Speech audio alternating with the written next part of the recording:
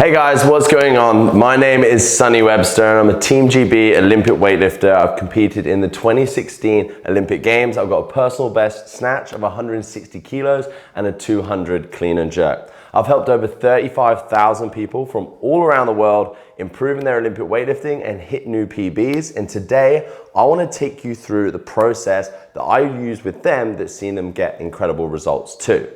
Now, first of all, I want to talk a little bit about how most people enter the sport of Olympic weightlifting. So probably just like you probably found Olympic weightlifting either through a CrossFit environment or potentially online on YouTube and then tried to self-teach yourself. Now, with this comes a lot of issues. One of the biggest issues with people when they're getting into Olympic weightlifting for a CrossFit or a class environment is they don't tend to go through the key process that you need to in order to actually master the foundations of the Olympic weightlifting movements when you start. For example, if you're following in a CrossFit class and potentially going 2 to 3 times a week, you could only potentially be doing the snatch and the clean and jerk once a week or once every 2 to 3 weeks. Now, when you're learning a new skill, this isn't really enough time to actually master consistency in the very technical discipline of Olympic weightlifting. Not only that, but weightlifting is very dependent on having good mobility and good movement. And a lot of the time when you're moving straight into a class environment, you won't potentially get the dedication and time that you need to improve your range of motion before you actually start doing the Olympic movements, which can often lead to people end up getting injured. In addition to this, if you're doing this in a CrossFit environment, potentially you're going to be working against a clock or in a time constraint. Doing weightlifting when you're fatigued or tired or with other movements can also lead to bad technique and inevitably result in you getting injured too, which is why there's so many flaws in this process if you're trying to master the technical movement of Olympic weightlifting alongside CrossFit. Now, that's not to say that you can't be a great weightlifter and CrossFit too. It's just you need to dedicate the time and attention to mastering the technical elements of CrossFit first before you begin doing them under fatigue. And I'm going to be telling you how to do that in this video if you stay with me. Now, for those of you that have learned Olympic weightlifting because you went on YouTube and you watched some crazy Chinese or Russian weightlifters on there slinging some incredible weights, you'll then go in and try and replicate what those lifters are doing. Now, the one thing I want you to remember about watching elite level weightlifters lift, especially on YouTube, is they've started weightlifting from an extremely young age. I started when I was 11 years old, and I've been lifting for 17 years to get to the point that I've been got to. Now, in some Asian countries, China, Russia, lifters will start even younger than 10 years old. Now, the thing that's really different between that 10-year-old and you sitting here watching the video, and I'm gonna hazard a guess that you're over the age of 20 years old if you're watching this video, is your body is in a completely different point at 11 than it is at 20 or sometimes even older. I work with people that are even up to the age of 63 that are starting out in Olympic weightlifting. Now, the things and the issues that I see people struggling with as they get older is their range of motion isn't the same when they're 11 years old. Not only that, but the time that they've got to actually put into their training isn't the same as you do when you're younger. In addition to that, picking up new skills and actually body coordination full stop is a lot different as you get older. And therefore, the approach that you need to take to teach someone is very different. And that's kind of where, for me, I've focused my time and energy into my process, and my modernized process of teaching Olympic weightlifting really differs from old school classical methods to teaching because purely you're in a completely different starting place. So putting a huge emphasis on moving well first, actually mastering the foundations of the technique before actually building to maxes is extremely important. Now, with this self-taught approach, especially without a program, what generally happens when people go to work towards their new PB is what I like to call the totem pole effect. Now, I want to explain this in a little bit more detail to you so you get a bit of an understanding, and I'm sure you're going to relate to a lot of things that I'm going to talk about in relation to this.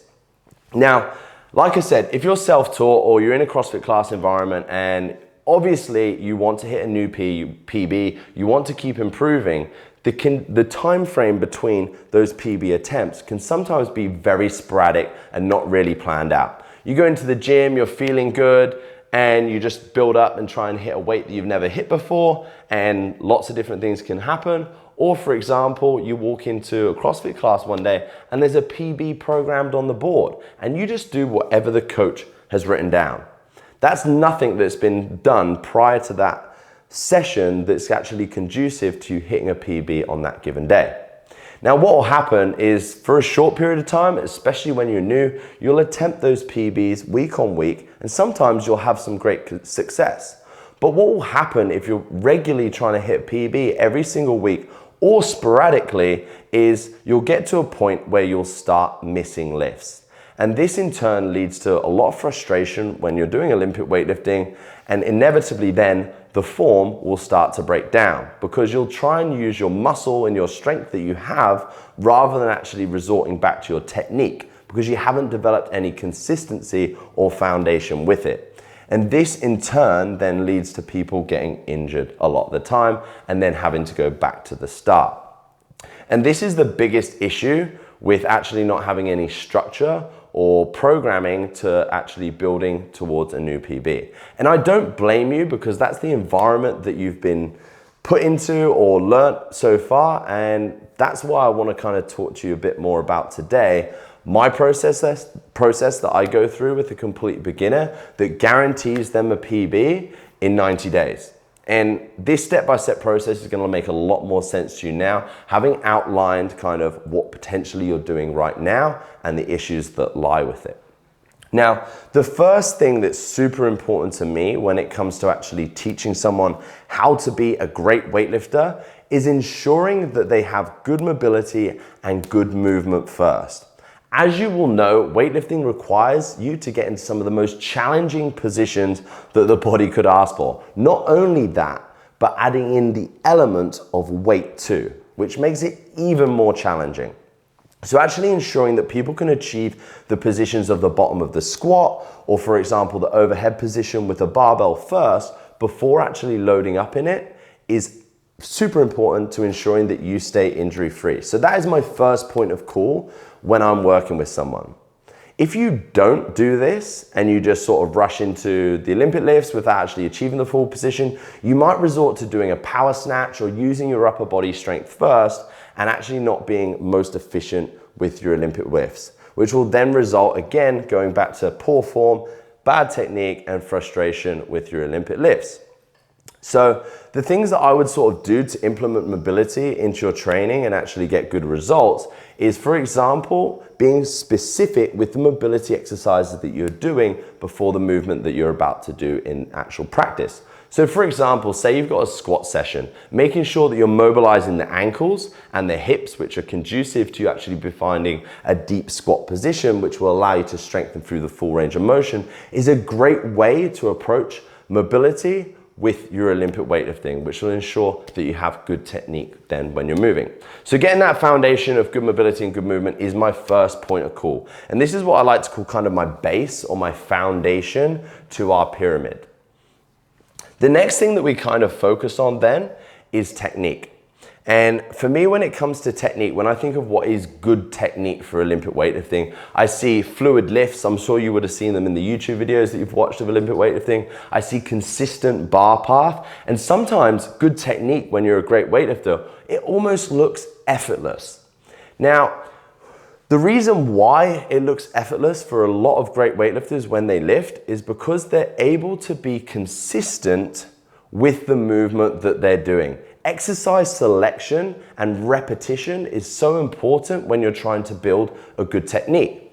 Now, a lot of the time you will have had the opportunity to do that because you will have been in an environment where exercises that you're doing can change weekly and you don't actually get any time early doors to build good foundation. Imagine, for example, trying to learn a language like French and you're only speaking French once every 2 weeks versus if you're speaking French every single day. Your ability to pick up that language is going to be far quicker if you're consistently practicing it on a regular basis, which is why building good technique or having good technique is massively conducive to being consistent with practicing those movements.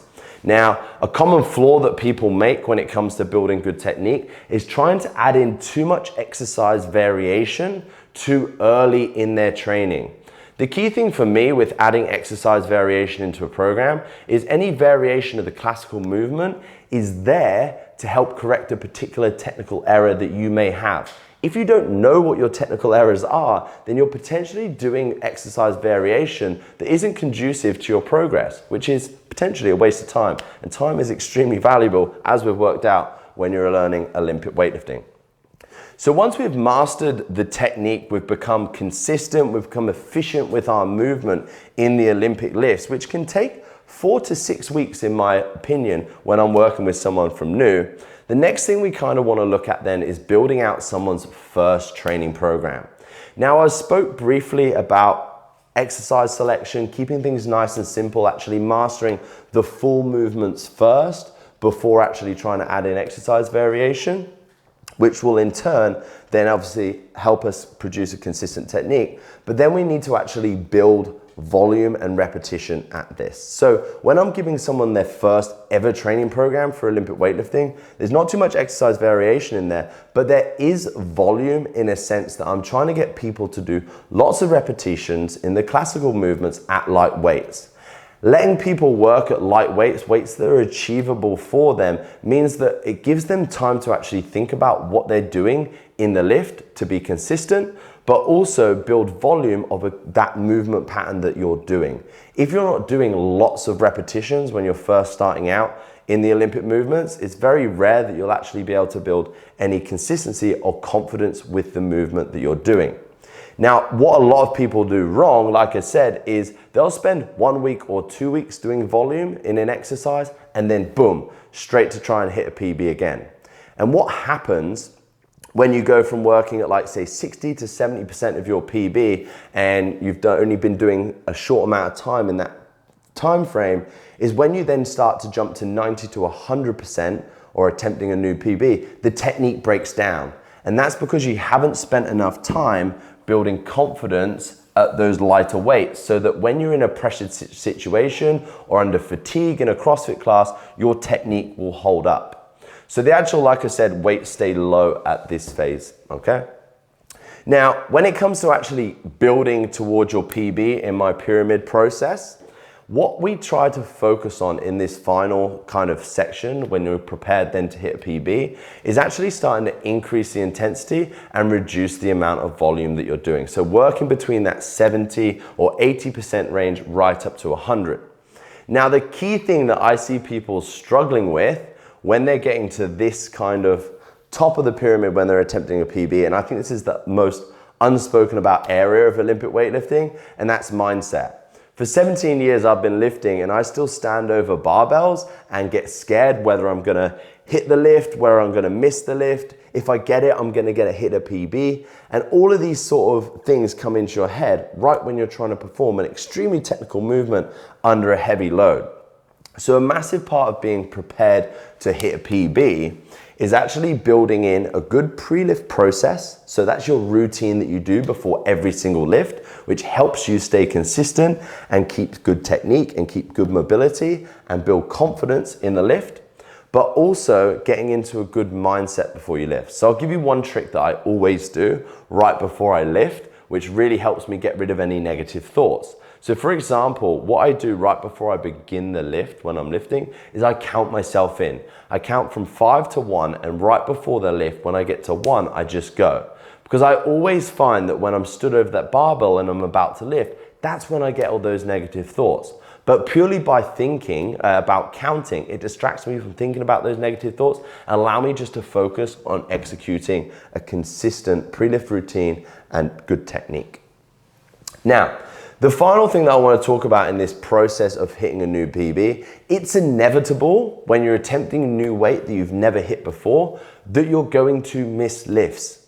But actually understanding how to miss a lift correctly and safely, but in addition to this, when you do miss the lift, knowing exactly what it is that you need to do to have a different outcome is extremely important. So often I see people missing lifts in gyms, getting frustrated, reducing the amount of time that they have in between the next repetition, where their heart rate's up, they're angry, and then trying to hit a lift when they're in a worse position than we were in the first place with no further knowledge on how to correct it, and inevitably will result again in poor form or injury. So for me, when I think of good process in hitting a PB, actually being able to review your lift, have a look at it, know what you did well that you're going to try and take into the next lift to have another positive outcome is really important.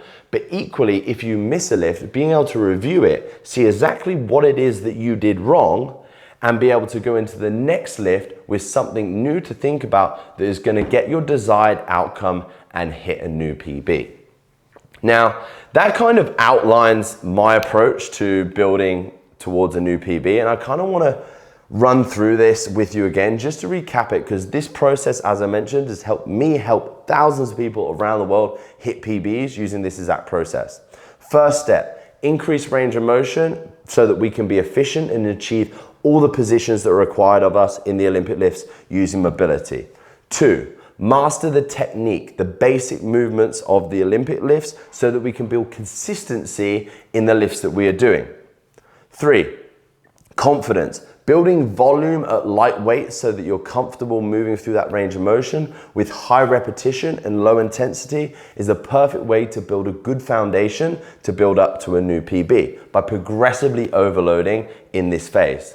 Finally, increasing the intensity, reducing the volume, and then training deliberately with everything that we're doing so that we have a clear pre-lift routine, a good mindset, and a good battle plan to cope with missed lifts and correcting when we're at that highest point when we're attempting a new PB.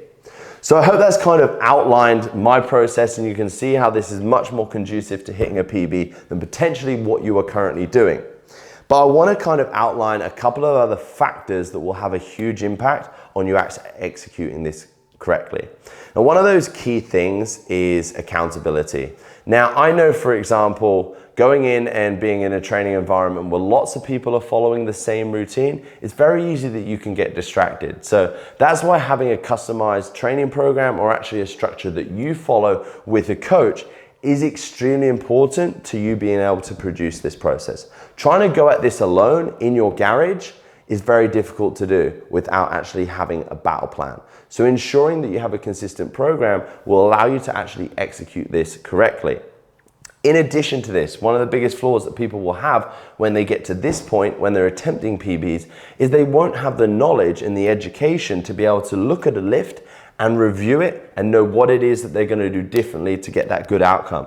And that's where having a coach and having feedback on the lifting and the training that you're doing is really important.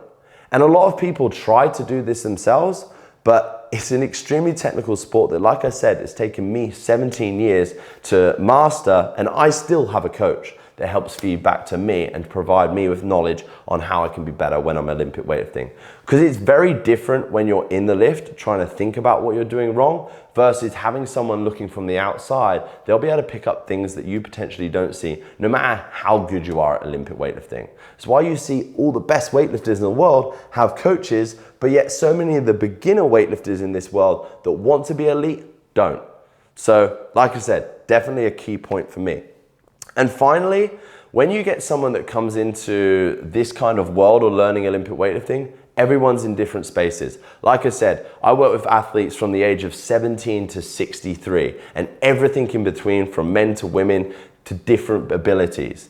Sometimes the approach is going to be different depending on each person. It doesn't change from how we execute this pyramid process, but for example, if I'm working with an athlete that's 17 years old and they've come from a gymnastic background, mobility might be absolutely incredible and they have a great range of motion when they're moving through their Olympic lifts, but they may in fact actually struggle with stability and strength. So therefore, in that first base, that's how I'm going to execute that. Equally, for me, having someone that's 63 who has bad knees may actually struggle to execute the split jerk from a previous injury, for example. So being able to adopt the way that we execute what are the exercises that they need to be doing that's conducive to their progress is how we'd customize that approach. But not only that, for example, I may get one athlete that really struggles to get underneath the bar in a snatch, but has an amazing jerk. So therefore, not actually spending too much time focusing on their jerk and working on that speed underneath the bar and the technique there would be more valuable in that point. And finally, like I said, depending on someone's training history, if you're working with someone who's really brand new to Olympic weightlifting, they get what we call newbie gains. The time that needs to be spent in this period here gets shorter. So actually attempting new PBs every 4 to 6 weeks could be ample for a beginner lifter. However, for someone with an extensive training history like myself, having a longer training period or a training block here is what's really important for me to actually get the work in that I need to be able to build to a new PB. And that's where like executing a customized approach with what we do here in the pyramid process is extremely important. Now, if you've watched this today and thought, this is exactly what I need to hit a PB, I want to tell you a little bit more about what I can do to help you guarantee that this is successful with your approach.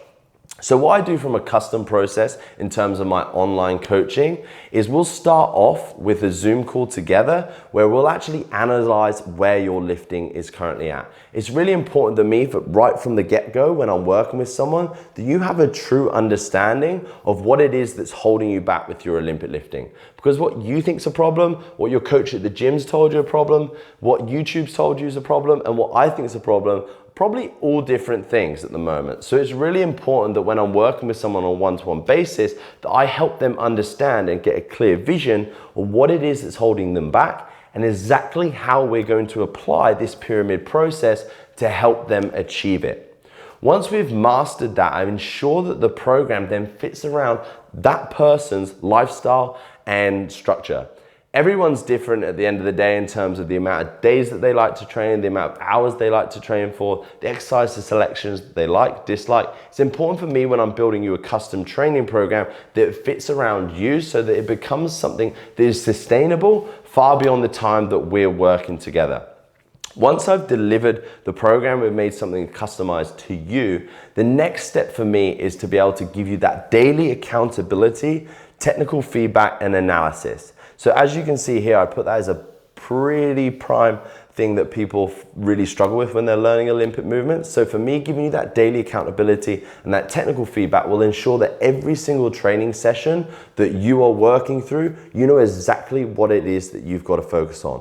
But it also then allows me to make tweaks and changes to your program with the feedback that you're giving me to ensure that it's always working for you. And we're only spending the time and the energy on the exercises that you particularly struggle with. Now, in addition to this, like I said, anyone can really write a program, in my opinion, or give you a good basis of a program. But the thing that really differs from what I do from a customized approach when it comes to coaching someone online is the education. I want you to be able to understand exactly what it is that you're doing that's wrong, but also how to fix it. So every single week, we spend an hour on Zoom together with you and other like-minded people from around the world and do a deep dive analysis of some of the lifts that you've uploaded for that given week. Everyone communicates, asks questions about each other's lifting and finds out more about, even if it isn't an issue that they're currently struggling with, they have the tools and the knowledge if it is something that they encounter further down the line, for example, if you're a coach, how to correct it. So this is great to build community kind of within our one-to-one community. Like I said, if you're lifting in a garage on your own at the moment, it can be extremely lonely. So having other people from around the world on the same journey with you on that call every single week is amazing. Now, finally with that, when we get to the end of the 12-week program, we'll always do a debrief. It's really important to me that if we're ticking goals off, that we're setting new ones. This is extremely important so that people don't hit plateaus in their training and continually to go run back through this pyramid and continue to make progress and achieve whatever it is that you want to with your Olympic lifts. So this sounds like something that you want to be a part of and you want to guarantee yourself a PB in the next 90 days. Now I'm going to give you the opportunity today on this video to book in a call with me and we can chat face to face about how I can implement this into your training and guarantee you those results with your Olympic lifts. So go ahead and hit the link below this video, fill out that application. Me and you can be chatting very soon about how I can help you smash your lifting goals. Take care.